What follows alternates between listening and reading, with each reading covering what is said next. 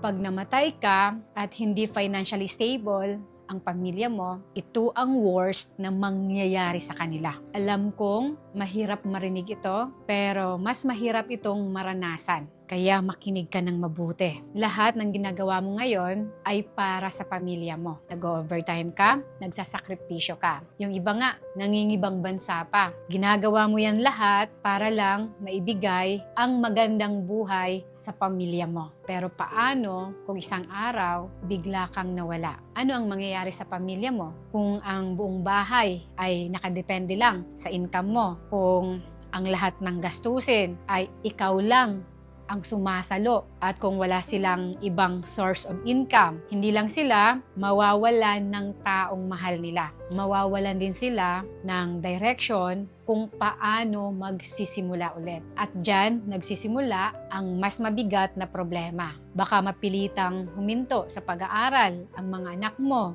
Baka mabaon sa utang ang pamilya mo. Baka mapilitang ibenta ang mga naipundar nyo. Yan ang worst na mangyayari sa pamilya mo kapag hindi sila ready financially. Ito ang realization na sana mas maraming tao ang maintindihan. Ang tunay na pagmamahal sa pamilya ay hindi lang ang pagbibigay ng pera habang nandyan ka. Mas importante ring i-ready mo sila sa araw na wala ka na. Kaya ngayon pa lang, turuan mo na silang mag-budget. Turuan mo na silang mag-ipon. Turuan mo na silang kumita. Turuan mo na silang gumawa ng sarili nilang paraan. Turuan mo na silang dumiskarte sa buhay. Huwag mong hahayaan na ang buong pamilya mo ay umasa lang sa isang tao. Kasi habang ikaw lang may alam kumita, habang ikaw lang ang may kakayahang mabuhay sa lahat, mas nagiging delikado ang kinabukasan ng pamilya.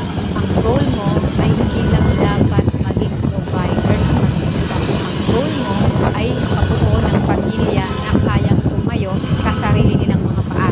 Dahil ang pinakamagandang legacy na maiiwan mo ay hindi lang bahay, hindi lang sasakyan, hindi lang pera, kundi isang pamilyang marunong tumayo kahit wala ka na. At kung umabot ka hanggang dito, tandaan mo ito. Ang tunay na responsibilidad ng isang provider ay hindi lang ang buhayin ang pamilya niya, kundi ihanda sila para hindi sila bumagsak kapag dumating ang araw na wala ka na. Kung agree ka rito sa mga sinabi ko, comment mo lang sa baba, handa. And kung may kaibigan ka or kakilala na ganito yung situation, i-share mo